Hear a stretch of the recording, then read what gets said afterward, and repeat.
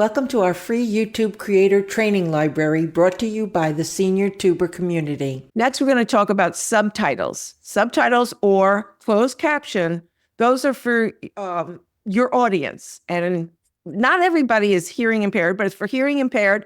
But if for anybody who wants to hear or wants to watch your video and read it instead of making any sounds, maybe they're in a doctor's office or at work or driving in a car where other people don't want to hear it, that's where subtitles really make a difference. And it's very popular. It helps with your watch time hours. So spend the few seconds it takes for you to do it, because it is going to pay off, hopefully, in the long run. Now, if you see it grayed out like this, the reason is that you haven't put a language in here yet. So you want to scroll down to where you have an opportunity to put the language in. I don't know if both have to be put in, but it doesn't hurt to do both. Put your video language and the title and description language would be helpful right here. And then you could go here to your subtitles. And sometimes I get completely blank subtitles, and sometimes it gives me choices of how do I want to upload my own, or do I want to auto-populate? So let's click on it and see what happens. So I click on subtitles, and it actually auto-populated for me. I didn't have to do anything, and there are timestamps. If I don't want the timestamps, and I'll let you know in a second why you would make that decision, you could edit the text and it comes into all just text. Now, why would you need that? Because sometimes, well, every time it is misspelling my name, it might be misspelling yours, or you may see some things that you want to correct. Some people go through all of this and correct it. You could put it in a Word document, or you could just check for misspellings, or you could do nothing. That's up to you. You decide the integrity you want to have with your channel, or how impeccable you want to be with your channel. Let's just say that. Now, why would you want the timestamps? Because later on, you might want to use them for creating chapters. And you can go through this and see what timestamp you would want and say, oh, this is when I talked about this. I'm going to take this out at this time and add a chapter. Depending on if you're using a program that has chapters like TubeBuddy or Descript, or if you're just using YouTube's chapter creator. All right, so once you have that in there, you just have to hit done, but I just wanted to see what this looks like. And this is what it looks like right here. People can shut off their own captions. So sometimes they say there is no subtitle, but it's really because they just have it shut off. Next, we're going to talk about the end screen. It always seemed like it was very time consuming, but there's a new feature. It's an old feature that came back again through TubeBuddy. If you have TubeBuddy, that helps you make it more streamlined by creating templates. An end screen is the last 20 seconds of your video, and you have the opportunity to choose your next video from this video. So if you're doing anything sequentially, you want to put those videos right here, and you could put up to 4 what they call elements. One element you'd like it, this is an element right here. You can use it as your subscribe. That's my subscribe element. And then you could put up to 3 videos, but they don't all have to be videos. Let me show you what that looks like. It could be your most recent upload. It could be what's best for the viewer, and it could be whatever you want to choose for them. But guess what? You also get to choose if you want it to be a playlist and if you want it to be a link to another channel. I like to put up to 3, sometimes 4, depending, because you have to watch this area behind them. If they're playing at the last 20 seconds and it's covering something important. Now, if I've been talking as a talking head for the entire time, I'm not going to worry about one of these things being covering my head. But if I'm pointing out to things that I'm sharing and it covers up, then I do this. I shorten this. So this is the whole 20-second range for each particular element. And let's say I want to keep this corner empty because I've got something there on a board or on a PowerPoint or something like that. I can go all the way down to 5 seconds on this, I think it is. And if I wanted to go all the way to be the 20-second, I could pull it all here. And each one could be different. You could actually have it where it's layered, where it comes on one, then another. So you can go a little short also. So if there's something that comes on at the end of the video, you can make it a little shorter so that it's right there in the middle. But it's all happening within 20 seconds. Now, there's something really important to know about this, because if you're using Canva, Canva has end screen capability. If you go and you type in end screen, or even better yet, if you type in animated end screen, you'll get a preset end screen where you could customize and put your thanks for being here, or put a URL there or put the positions of the videos in certain places. You can do that, and it's really cool. And that doesn't take away from this. You can add it onto the end of your video, the end screen. And my advice is make sure you do not add the end screen to be longer than 20 seconds, or it's going to be a blank end screen there, because the end screens don't come up any sooner than 20 seconds before the end. So that's an important thing. And like I said, you'll figure out what elements you want to put there, what's next.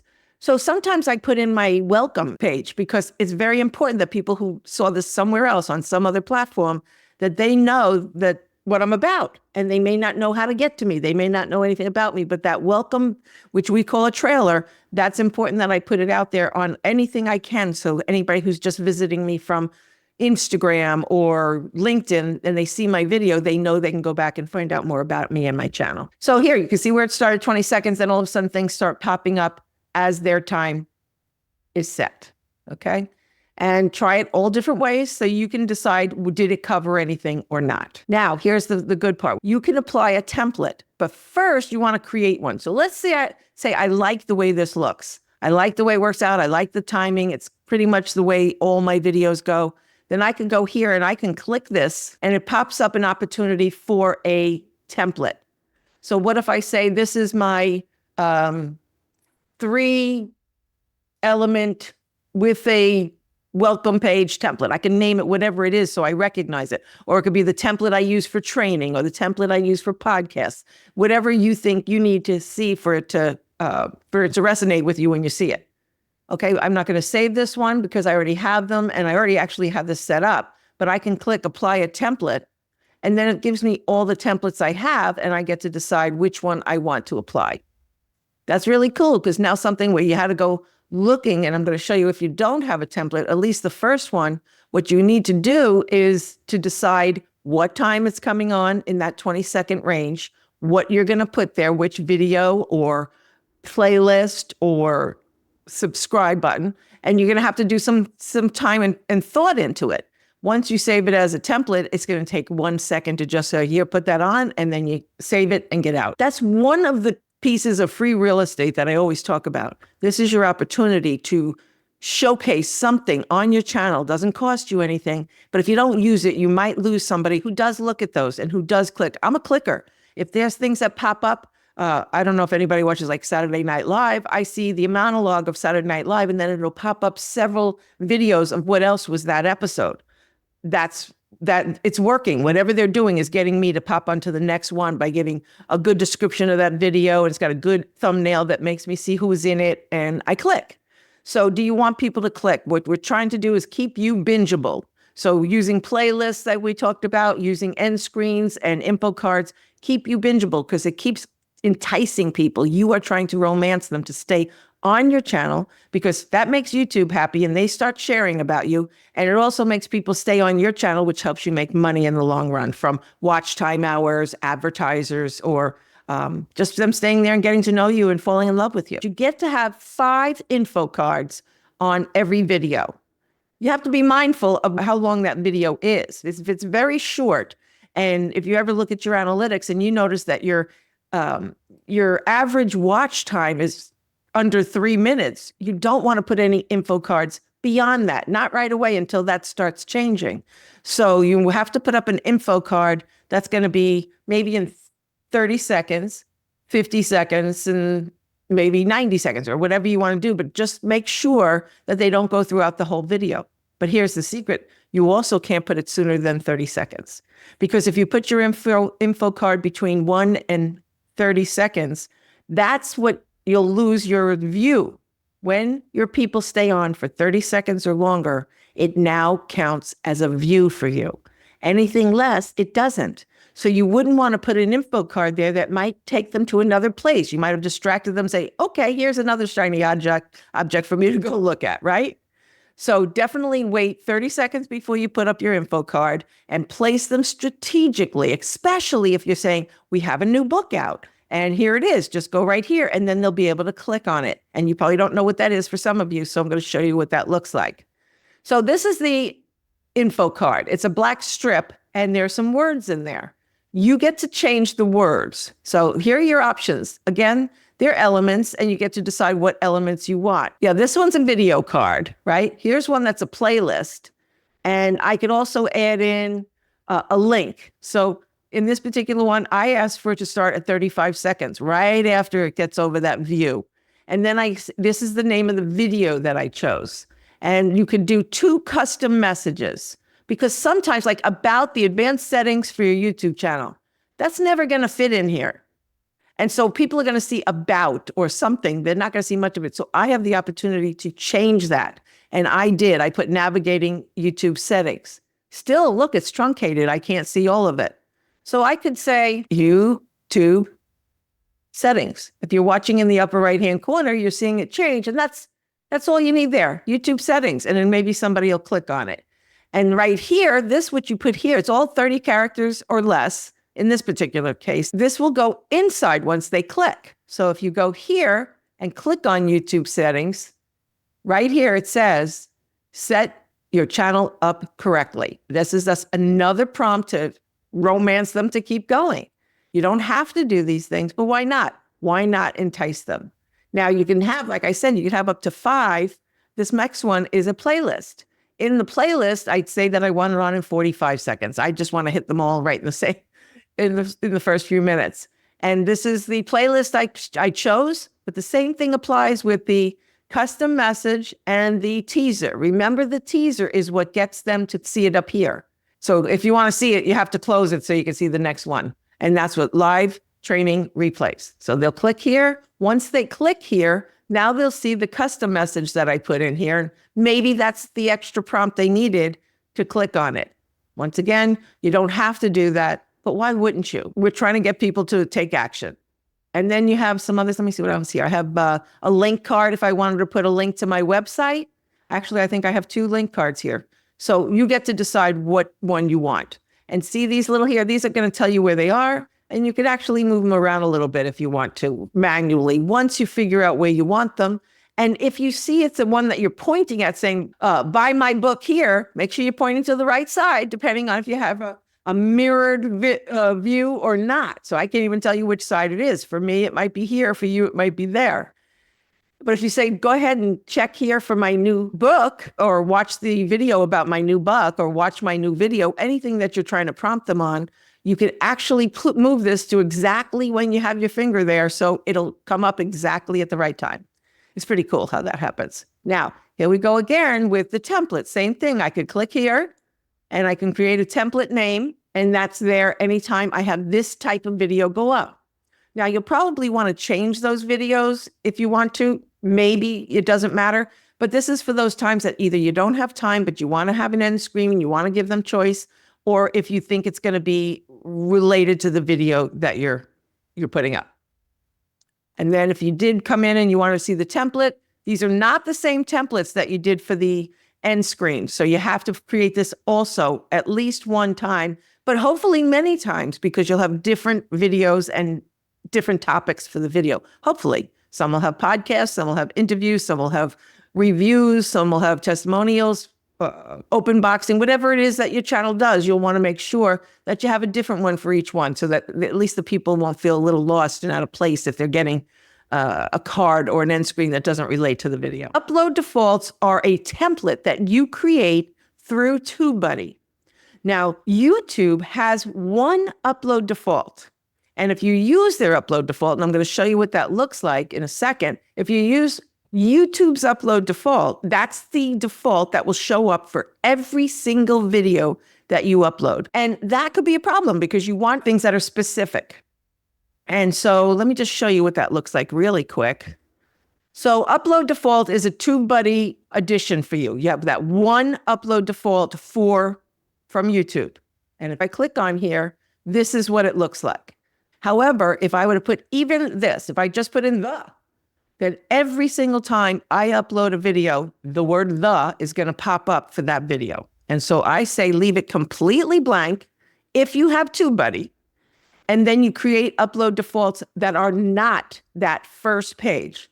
So I've created many upload defaults. And if I want to go to the ones for my optimization reports, if I want to go for my senior tuber circle, I'm able to pull up exactly what I need when I choose that default. And we're going to go back to the video details page where you choose it. But these are when we did channel setup, we talked about this so that you know how to set it up once, and then they're always there for you. Now, I have a lot of people who resist this. They want to just copy and paste from somewhere, but what you don't realize, it's not just about the description that you're going to be copying. You could copy the title, which I don't. I don't recommend it. I like to keep it blank or leave something there that says, change this title, because you can get a few videos mixed up. You can put it in your description, and you could choose private, which is very important to choose your private visibility. And I'll tell you why in just a second. And you can put your tags in there. You don't have to put all your tags. You can put some of the tags that will relate to that topic and leave some that are specific to the video. I do it in reverse. I use all my characters, almost 500 characters, and I put everything in there in case I don't have time to do anything right now. And when I get there, when I get to upload this, I'll delete the ones that aren't pertinent to that topic, and then I'll add new ones there. That's up to you what you'd rather do, remove something or add something. I like to know I didn't have to think. I want to make it quick, and so it's ready for me on those rushed kind of nights. So your visibility, you have all the same choices of unlisted, public, and private. I recommend that you go private, and that's because once it goes public, YouTube starts watching your stats. And they start promoting you based on that. And if you haven't optimized your video, it might fall short of what YouTube would share. So just make sure you put it on private until you have done all your optimization, and then bang, hit public or unlisted. And some people can see that if you want it to go to your private groups, but don't put it on anywhere where somebody either has a link to it in the unlisted status or that it's public, because that will have an impact. Then you have advanced settings if you want to. It's not everything that's on your video details page, but it is there. So we have the license and rights to ownership, which is, you could do the Creative Commons, which we talked about last week. You don't have to do that every single video if each one of your upload defaults are added correctly. If you have videos that you don't care if people share, then you probably want to do Creative Commons. If you want to put your category here for each particular, so maybe under your podcast, you're going to have people, and maybe under your free training like I have, it's going to be under education. So you're just going to choose whatever category it is, and then it defaults to that every time you pick that upload default. And then it talks about your captions. Has this ever been used on public TV? You'll read each one, see if it pertains, and choose the correct one. Here's your video language. We were talking about the subtitles. You don't have to wonder why your subtitles are not lit up if you have this set to default at your language, whatever language it is. So it just goes there. You'll never have to worry about it again. And then you have community contributions. What do you want? Do you want to see people's comments or not? And so that you turn it on or off. And if you are going to choose the comments, you get to decide if you want them to be the comments to be strictly watched or just basic, and you get to even hold them off if you want to do that. If you ever go to a video and you want to leave a comment, but they're turned off, and you say, well, why would somebody do that? You could turn off your comments because you just don't want comments. It's just that kind of a video that doesn't warrant that. Or maybe people were abusing the comments and you don't want to hear anything. There could be different things. Or you can set it to that you moderate a comment before you make it go public. So there's several different options. And then once you create this upload default, I recommend you do many, okay? Do every one for every type. So if you have one where you interview people and another one where you have you talk by yourself, you're a talking head, you could call it whatever you want. And or shorts, if you want to have a shorts upload default, and then you have them set up so that it takes so much less time for you to apply it. So let's just go here and let's go back to the video. And let's go choose an upload default. You'll have to imagine that this is not here, okay? When I upload a video, none of this is here. Nothing comes as a default when you have it set up the way I just said. So what you're going to do, and the only reason this is here is because everything else has been made public, so I didn't have one for you. So you go to the upload default, you have a drop-down window that gives you all the upload defaults that you want. You'll choose one, and then you choose out of that upload default, which of these items do you want to auto-populate? I always shut off title, and then I put the title in manually. You could shut off. You could say, I just want to upload the tags. I like everything else about this video. I'm just going to do the tags. I managed to do the other things myself. So you can choose the ones you want. You hit apply, and within like 20 or 30 seconds, it takes a little bit to get it all uploaded. You'll have a new upload default that will auto-populate into everything you need here. We're going to talk about best practices because that's a TubeBuddy feature. And for those of you who may not have seen other videos, these blue little boxes all around are all TubeBuddy features where you can do an analyzer.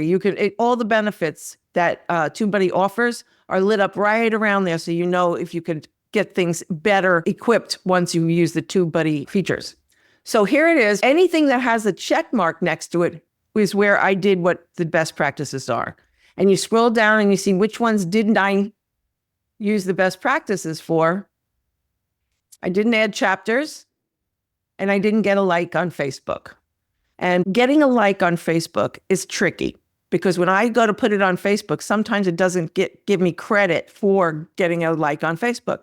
So what I'm reading is it's got to be a pertinent Facebook channel. Sometimes I was posting just to get that check mark into a Facebook group that I don't use very often. But this is one of the things I just want you to check on is what did you do in your best practices? So did you add chapters? It gives you a little bit about adding chapters and how to do it. There's a way to do chapters 10 seconds apart, at least 3 chapters, and then it qualifies as a chapter. Add tags to your title. And here's a little description. It's generally important to have at least 1 or 2 of your tags appear in the title. Thank you for watching our free YouTube Creator Training Library, brought to you by the Senior Tuber community.